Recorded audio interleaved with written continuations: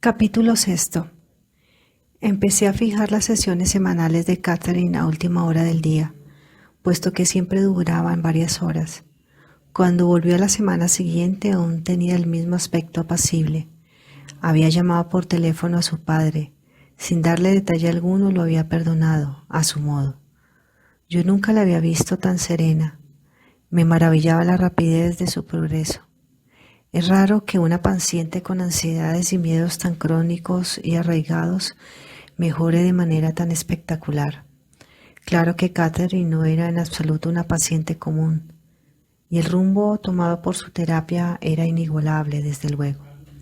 Veo una muñeca de porcelana sentada en una especie de repisa. Había caído prontamente en un trance profundo. A ambos lados del hogar hay libros. Es una habitación dentro de una casa. Junto a la muñeca hay candelabros y una pintura. De la cara del hombre, es él. Catherine estaba observando el cuarto. Le pregunté qué veía. Algo cubre el suelo. Es velludo. ¿Cómo? Es una piel de animal, sí, una especie de alfombra hecha de pieles de animales. A la derecha hay dos puertas de vidrio que dan a la galena. Hay 4 peldaños, columnas en la fachada de la casa. 4 peldaños para descender. Conducen a un sendero, árboles grandes por todas partes. Hay algunos caballos fuera, están atados a unos postes que se levantan fuera, delante de la casa. ¿Sabes dónde está eso?, pregunté. Catherine aspiró profundamente. No veo ningún nombre, susurró, pero el año ha de estar en alguna parte. Es el siglo XVIII, pero no. Hay árboles y flores amarillas muy bonitas. Las flores la distrajeron. Tienen un perfume estupendo, un perfume dulce. Las flores extrañas, grandes, flores amarillas con el centro negro. Hizo una pausa permaneciendo entre las flores. Eso me recordó un sembrado de girasoles en el sur de Francia. Le pregunté por el clima. Es muy templado, pero no hay viento, no hace calor ni frío. No avanzábamos nada en cuanto a identificar el lugar. La llevé otra vez al interior de la casa, lejos de las fascinantes flores amarillas, y le pregunté a quién representaba el retrato que colgaba encima de la repisa. No puedo. Oigo una y otra vez Aarón, su nombre es Aarón. Le pregunté si era el dueño de la casa. No, el dueño es su hijo, yo trabajo aquí. Una vez más desempeñaba el papel de criada. Nunca se había acercado siquiera remotamente a la importancia de una Cleopatra o de un Napoleón. Quienes dudan de la reencarnación, incluida mi propia y científica persona hasta 2 meses antes de ese momento, suelen señalar la excesiva frecuencia de las reencarnaciones en personajes famosos. Yo me encontraba en la rarísima situación de presenciar una demostración científica de la reencarnación en mi consultorio del departamento de psiquiatría, y se me estaba revelando mucho más que la autenticidad de la reencarnación. Siento la pierna prosiguió, muy pesada, me duele, es casi como si no la tuviera, me ha herido la pierna, me han dado una cos los caballos. Le indiqué que se observara. Tengo el pelo castaño rizado, llevo una especie de sombrero, una especie de toca blanca y vestido azul con algo parecido a un mandil, un delantal. Soy joven pero ya no niña, pero me duele la pierna, acaba de ocurrir, duele muchísimo. Era evidente que sufría mucho. Herradura, me ha dado con la herradura, es un caballo pero muy malo. Su voz se hizo más suave al ceder finalmente el dolor. Siento el olor del heno, el forraje del granero. Hay otras personas que trabajan en la parte de los establos. Le pregunté qué funciones cumplía. Era responsable de servir en la casa grande. También me ocupaba a veces de ordeñar las vacas. Quise saber más sobre los propietarios. La esposa es bastante regordeta, muy poco atractiva, y hay 2 hijas. No las conozco, agregó. anticipándose a la pregunta de si habían aparecido ya en la vida actual de Catherine. Inquirí por su propia familia del siglo XVIII. No sé, no la veo. No veo a nadie conmigo. Le pregunté si vivía allí. Vivo aquí, sí, pero no en la casa principal.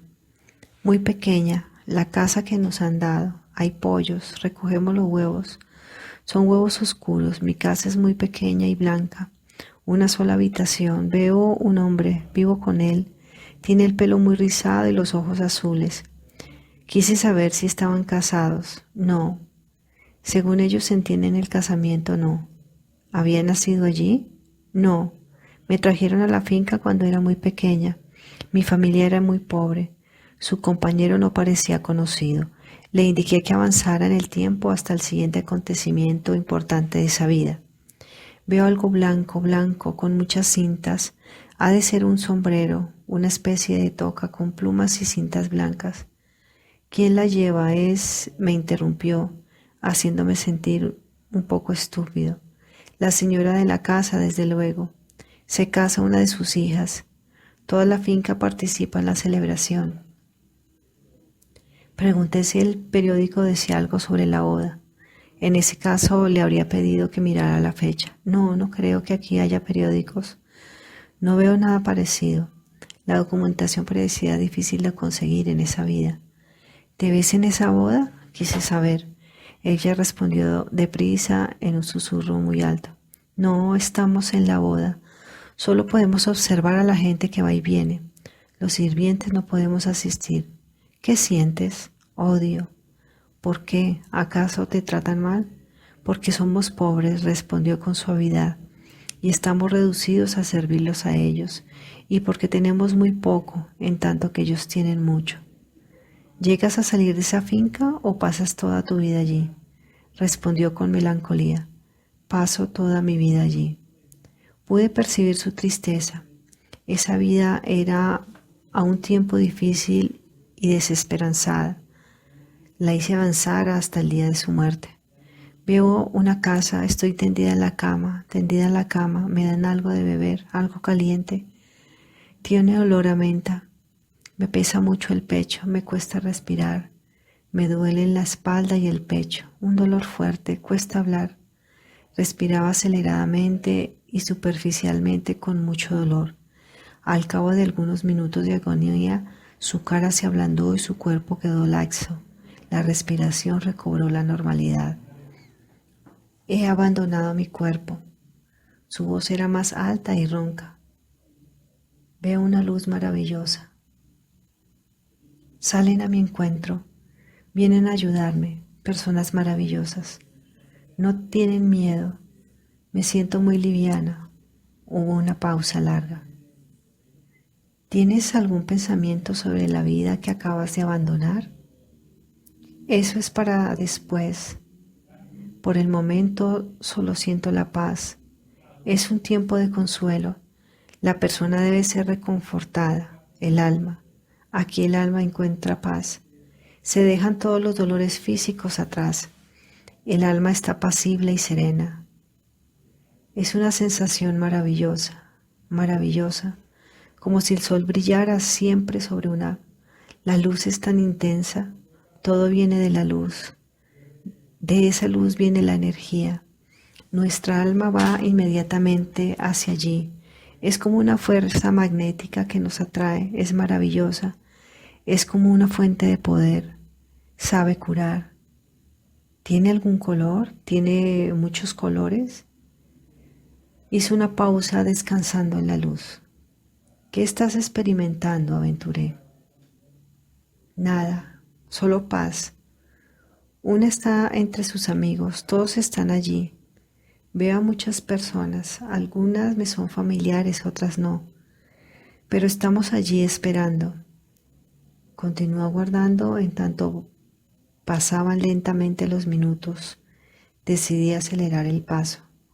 Tengo una pregunta que hacer. ¿A quién? Preguntó Catherine.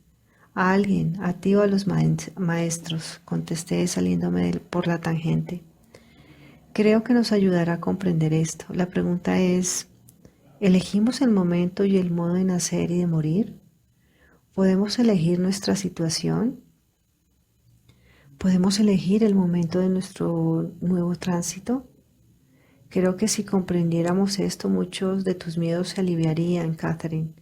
¿Hay alguien ahí que pueda responder a esas preguntas? Hacía frío en el cuarto. Cuando Catherine volvió a hablar, su voz fue más grave y resonante. Era una voz que yo nunca había oído. Era la voz de un poeta. Sí, nosotros elegimos cuándo entramos en nuestro estado físico y cuándo lo abandonamos. Sabemos cuándo hemos cumplido lo que se nos envió a cumplir. Sabemos cuándo acaba el tiempo y uno aceptará su muerte, pues uno sabe que no obtendrá nada más de esa vida. Cuando se tiene tiempo, cuando se ha tenido tiempo de descansar y recargar de energías el alma, se le permite a uno elegir su reingreso en el estado físico. Quienes vacilan, quienes no están seguros de su retorno aquí, pueden perder la oportunidad que se les ha dado, la posibilidad de cumplir lo debido cuando están en un cuerpo. Supe de inmediato con certeza que no era Catherine quien él hablaba. ¿Quién me habla?, rogué. ¿Quién me responde? Catherine respondió en su familiar susurro. No sé, la voz de alguien que tiene dominio sobre las cosas, pero no sé quién es. Solo puedo oír su voz y trata de repetir lo que él dice. También sabía que ese conocimiento no brotaba de ella misma, ni del subconsciente ni del inconsciente, ni siquiera de su yo supraconsciente. De algún modo estaba escuchando y transmitiéndome las palabras o las ideas de alguien muy especial, alguien que tiene dominio sobre las cosas. Por lo tanto, había aparecido otro maestro diferente de aquel o aquellos que nos habían dado los mensajes previos cargados de sabiduría. Se trataba de un nuevo espíritu, con mayor voz y estilo característicos, poético y sereno. Era un maestro que hablaba sobre la muerte sin vacilar. Sin embargo, su voz y sus pensamientos estaban llenos de amor. El amor parecía cálido y real, pero también universal y objetivo. Era una bendición. No sofocaba, no era emocional, no obligaba a nada. Transmitía una sensación de amorosa objetividad y de objetiva bondad y amorosa, y parecía lejanamente familiar. El susurro de Catherine se hizo más potente. No tengo fe en esta gente. ¿En qué gente?, inquirí. ¿En los maestros? ¿No tienes fe? No, me hace falta fe. Por eso mi vida ha sido tan difícil. En esa vida no tuve fe. Estaba evaluando tranquilamente su vida del siglo XVIII. Le pregunté qué había aprendido de esa vida. Aprendí sobre la ira y el resentimiento, sobre albergar ciertos sentimientos hacia la gente. También tuve que aprender que no puedo manejar mi vida. Quiero dominio, pero no lo tengo. Debo tener fe en los maestros. Ellos me guiarán a través de todo, pero no tuve fe. Me sentía condenada desde el principio. Nunca miré nada con buenos ojos. Debemos tener fe, debemos tener fe. Y yo dudo. Prefiero dudar a creer. Hizo una pausa. ¿Qué deberíamos hacer tú y yo para ser mejores? ¿Nuestros caminos son el mismo?, pregunté. La respuesta provino del maestro que en la misma semana anterior había hablado de poderes intuitivos y del estado de coma. La voz, el estilo, el tono eran diferentes de los de Catherine y del viril y poético maestro que acababa de hablar. Básicamente los caminos de todos son el mismo. Todos debemos aprender ciertas actitudes mientras nos encontramos en el estado físico. Algunos somos más rápidos que otros en aceptarlas. Caridad, esperanza, fe, amor. Todos debemos conocer estas cosas y conocerlas bien. No son solo una esperanza, una fe, un amor. Muchas cosas se alimentan de cada una de ellas. Hay muchas maneras de demostrarlas y sin embargo, solo hemos recurrido a un poquito de cada una. Los miembros de órdenes religiosas se han acercado más que cualquiera de nosotros porque han pronunciado votos de castidad y de obediencia. Han renunciado a mucho sin pedir nada a cambio. El resto de nosotros continúa pidiendo recompensas y justificaciones para nuestra conducta, cuando en realidad no hay recompensas. No las recompensas que deseamos. La recompensa está en hacer, pero en actuar sin esperar nada a cambio, en hacer sin egoísmos. Eso no lo he aprendido, añadió Catherine con un suave susurro. Por un momento me confundió la palabra castidad, pero recordé que la raíz significaba puro, lo cual se refería a un estado muy diferente de la mera abstenidad sexual. No mimarse en exceso, continuó ella, cualquier cosa hecha en exceso. En exceso, ya lo comprenderás, en el fondo ya lo comprendes, hizo otra pausa. Lo intento, dije. Luego decidí concentrarme en Catherine. Tal vez los maestros aún no se hubieran retirado. ¿Qué puedo hacer para ayudar mejor a Catherine a superar sus miedos y ansiedades? ¿Y para que aprenda sus lecciones? ¿Es esta la mejor manera o debería cambiar algo? ¿O dedicarme a un área específica? ¿Cómo puedo ayudarla mejor? La respuesta vino en la voz profunda del maestro poeta. Me incliné hacia adelante. Estás haciendo lo correcto, pero es para ti y no para ella. Una vez más el mensaje sugería que todo eso era más en mi beneficio que en el de Catherine. ¿Para mí? Sí, lo que decimos es para ti. No solo se refería a Catherine en tercera persona, sino que decía a nosotros. Había en verdad varios espíritus presentes. ¿Puedo preguntar vuestros nombres? Inquirí. Inmediatamente hice una mueca de disgusto ante lo mundano de mi pregunta. Necesito guía. Tengo mucho que aprender. La respuesta fue un poema de amor, un poema sobre mi vida y mi muerte. La voz era suave y tierna. Sentí la amorosa objetividad de un espíritu universal. Lo escuché sobrecogido. Serás guiado a su debido tiempo. Serás guiado a su debido tiempo. Cuando hayas cumplido lo que se te envió a cumplir, entonces tu vida tendrá fin. Pero no antes de entonces. Tienes mucho tiempo por delante, mucho tiempo. Me sentía un tiempo ansioso y aliviado. Me alegraba de que él no fuera más específico. Catherine se estaba inquietando. Habló en un débil susurro. Caigo, trato de hallar mi vida, caigo. Suspiré. Hice lo mismo, los maestros se habían ido.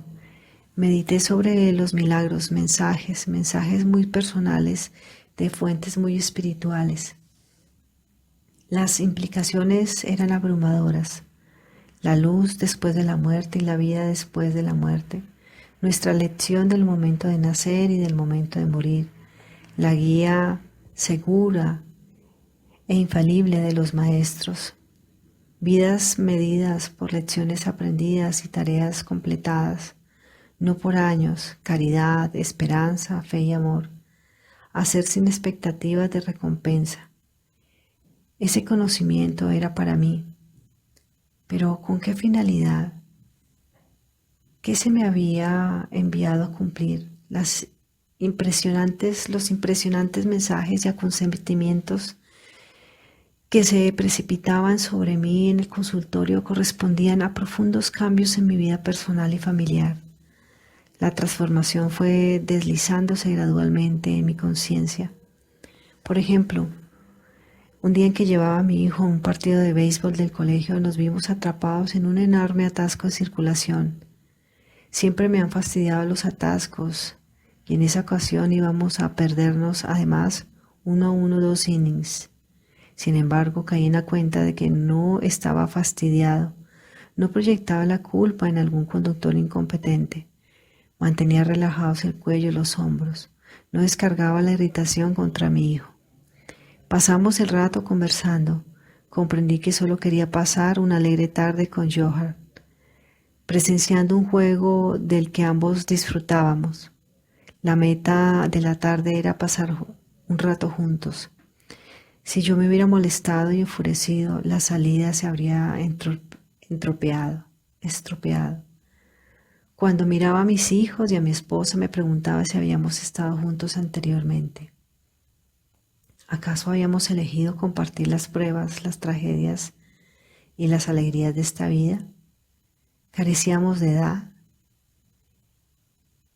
Sentía hacia ellos un gran amor, una gran ternura. Comprendí que sus defectos eran cosas sin importancia. En realidad no tienen tanta importancia, el amor sí. Hasta me descubrí pasando por alto mis propios defectos, por los mismos motivos. No tenía por qué tratar de ser perfecto, ni de controlarlo siempre todo. No tenía necesidad de impresionar a nadie. Me alegraba mucho poder cumplir esta experiencia con Caroline. Con frecuencia conversábamos después de cenar, ordenando mis sentimientos y reacciones ante las sesiones con Catherine. Caroline tiene una mente analítica y tiene una buena base de conocimientos. Conocía mi fuerte necesidad de realizar esa experiencia con Catherine de manera cuidadosa y científica. Entonces desempeñaba el papel de abogado del diablo para ayudarme a analizar la información con objetividad. A medida que aumentaban las evidencias críticas de que Catherine estaba, en efecto, revelando grandes verdades, Caroline sentía y compartía mis impresiones y mis alegrías.